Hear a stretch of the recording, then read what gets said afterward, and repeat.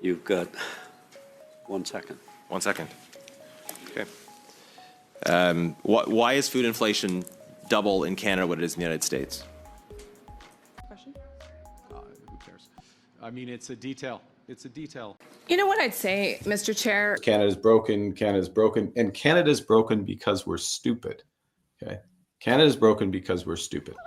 Minister, the budget said the following, and we've raised a lot of concern about this, as you know. The budget says, Budget 2025 announces the government's intention to propose legislative and regulatory amendments to address integrity issues related to private educational institutions by generally limiting access to the Canada Student Grant for full-time students to students attending public institutions and not-for-profit private institutions within Canada. As I've pointed out, this proposal in the budget would eliminate funding for students who are pursuing essential vocational training, which is only, as it happens, available at private institutions. I do want to note that the Budget Implementation Act, which we're discussing today, does not implement the provisions that were foreshadowed in the budget with respect to this. It makes some changes, but they are very different from what is in the budget. Is the government still committed to the policy as articulated in the budget, or has the government decided to change course on this? The government is committed to making sure that when young people purchase education, that education actually is accredited and is actually valuable in terms of their productivity and their work experiences. And so this... I am going to jump in to just insist on a specific answer to a very simple question. Is the government committed to the budget provisions specifically as they were laid out on page 217 of the budget that I just read? Is that still the government's policy? The government's policy is that we will ensure that the way that we invest through Canada Student Supports means that quality education is the outcome. Minister, you're a minister of the Crown. It doesn't seem to me that it would be that difficult to say if you stand behind the budget or if you don't stand behind the budget. Do you stand behind the budget, the specific provisions on page 217 in the budget that I just read out? Do you stand behind those provisions? As I said, the focus of the government is to deliver supports to students so that the expenses they incur for education are actually resulting in quality education and that results in labor attachment. Right. That's a great objective. Do you agree with and stand behind the policy laid out in the budget, page 217? What I will repeat is that the focus of the government is to make sure that students who are utilizing Canada Student Learning Supports will result in education that is valuable to them. What we have seen is an increase Minister, in institutions. it's incredible to me that you can't give a simple answer to the question about whether the government still stands behind the policy. Well, so the simple question is, does the government maintain and continue to have as its policy, the policy articulated on page 217 of the budget? It's just yes or no. Do you stand behind that policy announcement in the budget?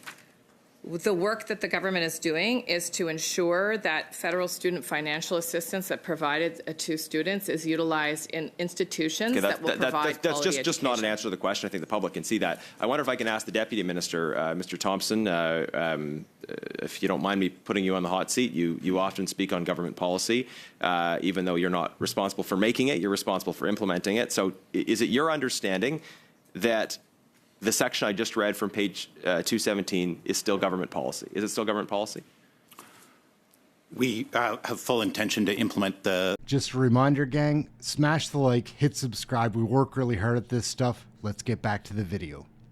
budget measures as they were laid out by the government. Okay. I would note that. Thank you. That was a clear response. I disagree with it, and I'm disappointed by it, but it was a clear response. The government still intends to implement those provisions. Do you know when the government expects to implement the provisions that I've just read out, given that they were not included in the Budget Implementation Act? Again, to the Deputy Minister. Well, listen, I think we all understand that pieces of legislation have to pass this House for the budget to pass so that Canadians can get the relief that all of you have been saying is so essential. Provisions that I'm talking about are not in the Budget Implementation Act. Mr. Thompson has confirmed that they're still government policy. So when does the government have a timeline for proposing those measures?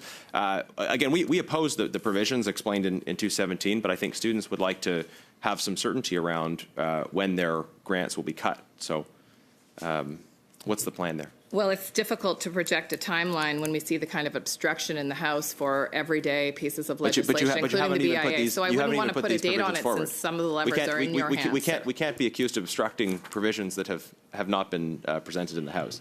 Well, I would imagine that. Can I just try to get one more question the minute I have left? Minister, why do you think food cost inflation is twice the level that it is in the United States? Well, I think we've covered this question in the House quite a bit, and we've got a number of conflating situations in Canada, including, as you would note, the tariffs that we've experiencing as a country. But you can yourself. I think you're from the western part of this country. You yourself can speak to Minister, some of the cattle farmers who are actually feeling quite despondent. How do you think tariffs are impacting food inflation? Look, there are a number of impacting. Like which tariffs specifically? The focus here is on the things that we can control, as I said in my speech. And but there is I'm no doubt that Canadians are feeling specifically. the impact of food inflation. But I will tell you what it's not, if this is where you're going. It is not, and as many economists have shown, you're it the is minister. not related. I'm not asking what it's not. I'm asking what it is. Why is it twice the United States? Well, food inflation in Canada is directly related to the number of foods that we must import and to the growing challenges of climate change. Point, is there an issue with translation? Appel au règlement, Monsieur le Président. On a entendu que we are hearing the interpreters saying inaudible. So that is very clear. My colleague is having fun speaking fast and interrupting the minister, but All participants to be respectful that the meeting must be translated, and that's what I shall say. Remember, smash that like, hit subscribe, get your Canadian federal politics right here. Everyone has an opinion about Canadian federal politics. So are the days of our lives.